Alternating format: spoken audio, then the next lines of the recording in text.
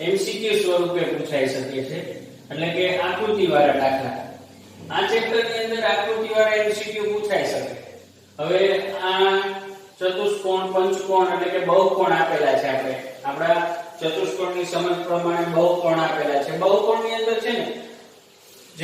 જે આકારનો બહુકોણ હોય એટલે કે ચતુષ્કોણ હોય તો ચાર ખૂણા હોય, એમાં ત્રણ ખૂણાનું માપ આપ્યું હોય ને એક ખૂણાનું માપ શોધો, એવો પણ એમસીક્યુ પૂછાઈ શકે. પછી પંચકોણ હોય, ષષ્ઠકોણ હોય, અષ્ટકોણ હોય. તો આવા એમસીક્યુ પૂછાય ને ત્યારે તમારે શું કરવાનું, 1 થી 10 નંબરના બહુકોણના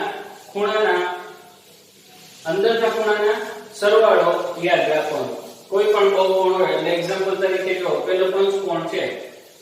બરોબર, તો પંચકોણના દરેક ખૂણાના માપનો સરવાળો કેટલો, તો એ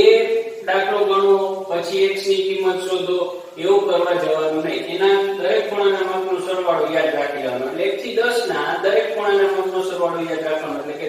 ચતુષ્કોણ, ત્રિકોણ, પંચકોણ, ષષ્ઠકોણ, અષ્ટકોણ, નવકોણ, દસકોણ, બધાના દરેક ખૂણાના માપનો સરવાળો યાદ રાખવાનો. હવે ખૂણાના માપનો સરવાળો કેવી રીતના શોધવો એ ગઈકાલના આપણા લેક્ચરની અંદર જોયું, બરોબર. હવે આ દાખલા એમસીક્યુ તરીકે પૂછાઈ શકે. એમાં તમે જો,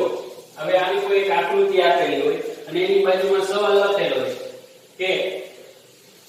આકૃતિમાંથી x નું માપ શોધો. હવે x નું માપ શોધો એટલે એમસીક્યુ માં 4 જવાબ આપ્યા હોય, એ 4 જવાબ આપણે મૂકવાના, બરોબર. એ 4 જવાબમાંથી કયો જવાબ આવે એ આપણો જવાબ સાચો. તો આપણે શું કરવાનું,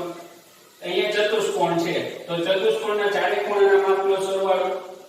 360, બરોબર. તો 40 + 120 + 130 બરાબર x, એટલે ચારે ચાર ખૂણા આવી ગયા બરાબર 360, બરોબર. આપણને ચારે ચાર ખૂણાના માપનો સરવાળો ખબર છે 360, એટલે ચારે ચાર ખૂણાનો સરવાળો બરાબર 360. હવે જો આ ત્રણે ત્રણ ખૂણાનો ડાબી બાજુના ત્રણ ખૂણાનો સરવાળો કરી તો 0 3 ને 2 5 5 ને 4 9 અને 1 ને 2 290 + x બરાબર 360,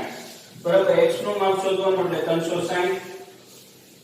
290 બરાબર કે પેલી બાજુ એટલે માઈનસ થશે, માટે x બરાબર કેટલા થાય, તો 360 અને 290 એટલે 70. કેટલા થયા, 70.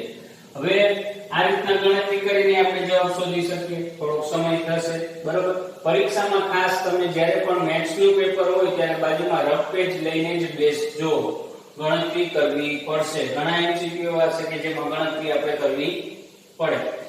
એ પણ થઈ શકે,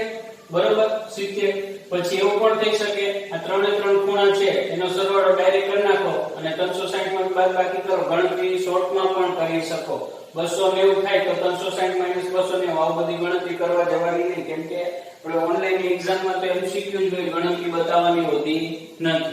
બરોબર. એટલે શોર્ટમાં જેમ બને એમ શોર્ટમાં ગણતરી કરતા જાતે શીખવું પડશે, કેમ કે બધાને અલગ અલગ રીતે ફાવટ આવતી હોય. કેવી રીતના આપણે આપણી રીતે સ્પીડમાં કરી શકીએ, બરોબર. બધાને અલગ અલગ રીત હોય, બરોબર. એટલે આ 70 આવ્યું, આ x ની કિંમત 70 આવી, બરોબર. સેમ એવો બીજો દાખલો છે. હવે આ દાખલામાં તમે જુઓ x શોધવાનો છે પણ આપણને આ ખૂણો આપેલો નથી. હવે આ ખૂણો નથી આપ્યો તો એ ખૂણો શોધવો પડે, બરોબર. આ બે ખૂણા તો આપ્યા છે તો આ ત્રીજો ખૂણો મળી જાય તો ત્રણેય ખૂણાનો સરવાળો પ્લસ 300 x બરાબર 360 કરીને આપણે x ની કિંમત મૂકી શકીએ. પણ આ ખૂણો કેવી રીતના શોધવાનો, તો એક જ રેખા ઉપર બે ખૂણા આવેલા છે, બરોબર. આ બહિષ્કોણના અંતકોણ, બરોબર. બંનેનો સરવાળો 180 થાય. એટલે આપણે આ શોધીએ તો આને a નામ આપીએ. એ શોધવા માટે આ કેટલું છે 90 ડિગ્રી, અહીંયા ચિહ્ન આપેલું છે 90 ડિગ્રી, એટલે 90 + a બરાબર 180, માટે a બરાબર 180 - 90 માટે a બરાબર 90 થયું. લાખોનો આપણે શોધ્યો. આવા દાખલા આપણે બહુ આગળ કર્યા છે, બરોબર. આગળની પીડીએફ જોવાની વિદ્યાર્થી મિત્રો, આગળના વિડિયો જોવાના રિવિઝનમાં. એટલે a 90 મળી ગયું. તો જો 1 2 3 ત્રણ ખૂણા છે, ત્રણેયનો સરવાળો પ્લસ ચોથો ખૂણો એટલે 90 + 70 + 60 + x બરાબર 360 થાય, કેમ કે ચારે ચાર ખૂણાના માપનો સરવાળો 360 છે. હવે તમે જોઈ શકો ત્રણ ખૂણા મળી ગયા પ્લસ x બરાબર 360,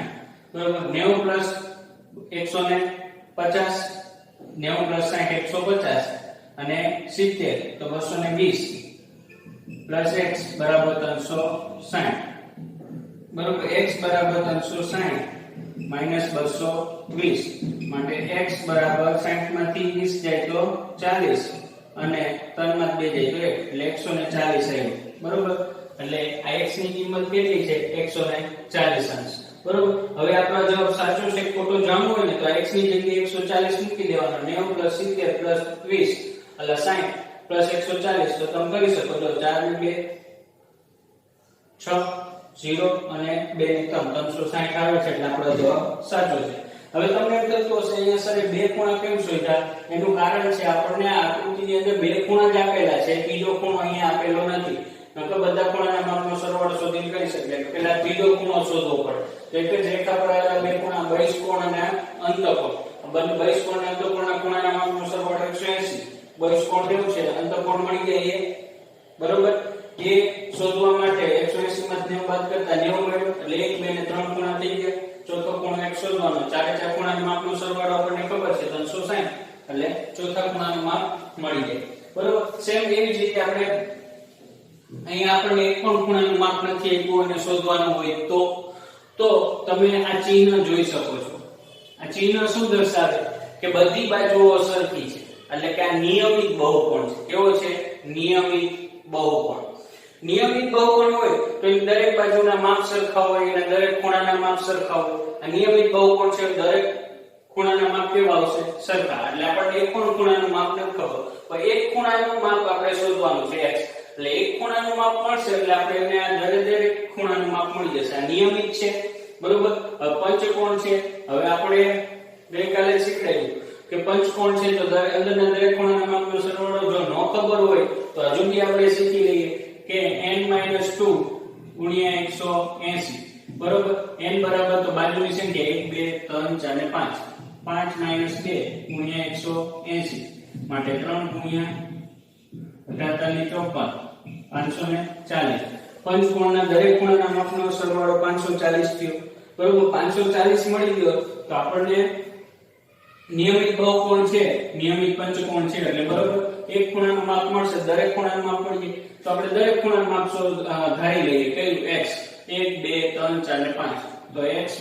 x + x + x + x બરાબર 540 બરાબર તો કેટલા x છે 5x બરાબર 540 હવે x ને કરતા કરીએ 540 ભાગ્યા 5 બરોબર તો તમે જોઈ શકો 5 * 5 ભાગમાં 40 0 8 * 40 એટલે 108 આવે એટલે પંચકોણના દરેક ખૂણાનું માપ કેટલું હોય 108 ખ્યાલ આવ્યો વિદ્યાર્થી મિત્રો સેમ આવા બીજા દાખલા હું તમને જાતે ગણો આપીશ જે તમારે જાતે ઘરે પ્રેક્ટિસ કરવાની રહેશે હવે વિદ્યાર્થી મિત્રો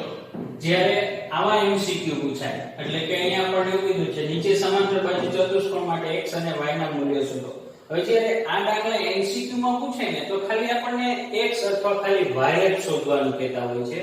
એવું ન હોય કે બંને શોધવાનું તો MCQ માં આવશે જ નહીં કોઈ પણ એકની કિંમત શોધવાની કે x ની અથવા y ની કિંમત બરોબર કોઈ આખો દાખલામાંથી કોઈ એક જ મેથડ શોધવાની કહેતા હોય તો એ કેવી રીતના કરવાનું બરોબર એ દાખલા અત્યારે જોઈએ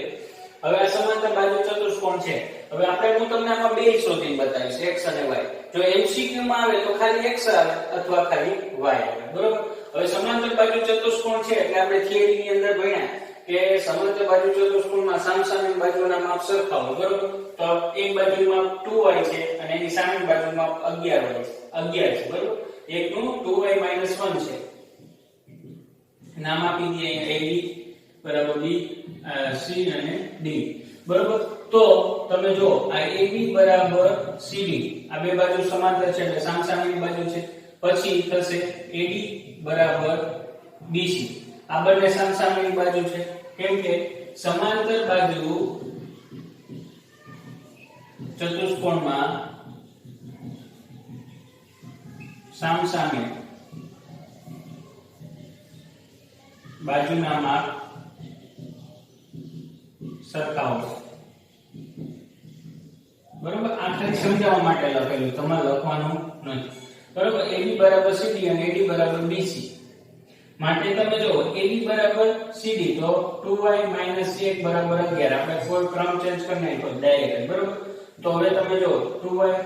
1 બરાબર કેટલી છે બાજુ લે એટલે પ્લસ 2y બરાબર 12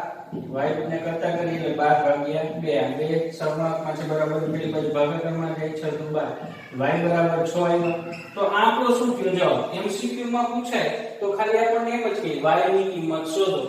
સમાંતર બાજુ ચતુષ્કોણમાં y ના મૂલ્ય શોધો તો y નું મૂલ્ય કયું આવે એ આપણે જાતે નક્કી કરવાનું સમાંતર બાજુ ચતુષ્કોણ એટલે સામસામેના બાજુના માપ સરખાવતા બંને બરાબર કરીને y ની કિંમત શોધી શકાય તે જ રીતે હવે તમે જો 2x 20 તો x ને કરતા 20 ભાગ્યા 2 10 દુ 20 x ની કિંમત શું આવી 10 પડી આપણો દાખલો પૂરો કઈ છે નહીં બહુ ઈઝી છે આપણને એવું લાગે અઘરું છે પણ અઘરું નથી એકદમ ઈઝી છે તો સેમ એવી રીતે પરીક્ષામાં પૂછાય તો જો બી હું તમને કહું કોઈ એક જ મેથડ પૂછાય પરીક્ષામાં MCQ સ્વરૂપે બરોબર હવે આપણે બીજો દાખલો જોઈએ તો આની અંદર છે ખાલી x નો પૂછ્યો હોય તો અહીંયા a b c d સમાંતર બાજુ ચતુષ્કોણ છે બરોબર સામસામેના ખૂણાના માપ કેવા હોય સરખા સામસામેના ખૂણાના માપ સરખા એટલે કે માપ ખૂણો b બરાબર માપ ખૂણો d સામસામેના ખૂણા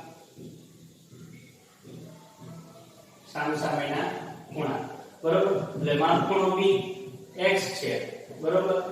અને માપ ખૂણો d 95 એટલે 95 x મળી ગયો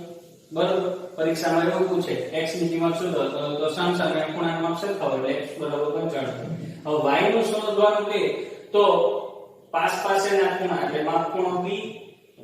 પ્લસ માપ ખૂણો c બરાબર 180 તો પાસેના ખૂણા કેવા હોય એકબીજાના પૂરક હોય પાસેના ખૂણા એકબીજાના કેવા હોય પૂરક હોય માટે આ બંને ખૂણાના માપનો સરવાળો કેટલો થાય 180 હવે માપ ખૂણો x b કેટલો x માપ ખૂણો c તો y 10 બરાબર 180 હવે x તો આપણે શોધ્યો કેટલો 95 પ્લસ y પ્લસ 10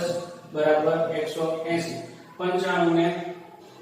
10 તો 105 પ્લસ y બરાબર 180 હવે y ની કરતા કરીએ 180 માઈનસ 105 તો y બરાબર 75 તો y ની કિંમત આપણને મળી કેટલી 75 ખ્યાલ આવ્યો બહુ ઈઝી છે આવો પણ એક બે દાખલા હું તમને હોમવર્કમાં આપીશ બરોબર વિદ્યાર્થી મિત્રોએ હોમવર્કમાં આપેલા દાખલા તમારે જાતે ગણવાના છે બાકી કંઈ લખવાનું નથી કેમ કે આપણે આ બધા દાખલા આગળ જોઈ ગયેલા છે તમે ઘરે રિવિઝન કરતા રહેજો વિદ્યાર્થી મિત્રો